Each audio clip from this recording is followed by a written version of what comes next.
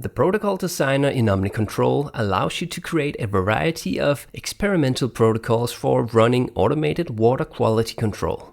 The protocols can be used during an experiment, so the water parameter levels will be adjusted according to the set point steps in the protocol.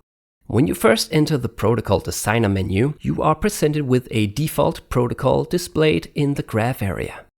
Placing the cursor in the graph area will show the set point and time value in the legend panel.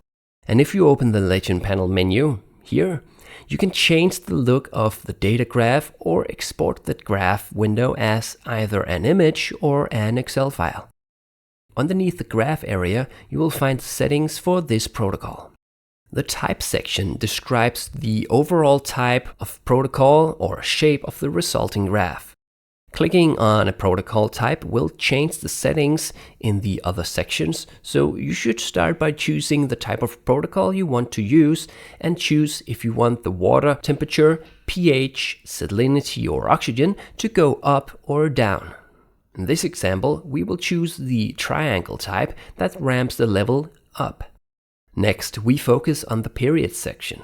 The period section is where you specify the duration and length of each step for a given protocol type. At the top, you select the protocol step length or period length and enter either the number of steps and their height, just the number of steps, or just the step height. And then you enter the relevant values into the fields below. The best way to learn what each of these buttons and fields do is to play around with the settings and values, as the protocol graph will update right away, so that you can see what the set points are and how long the protocol lasts. And concerning the duration of the protocol, the settings in the final section will affect the total duration. Here you can either shift the curve, repeat the curve, or add time before and or after the protocol.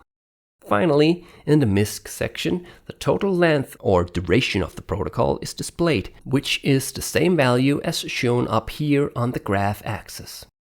Below the length field is the export time mode. When you export this protocol by clicking the Save button here, the protocol is exported as a text file with all the set point and time values. You can then set if you want the protocol to be displayed in the time mode like it is shown here in the x-axis, or in seconds, minutes, or hours. And that's it on how to use the protocol designer in OmniCTRL.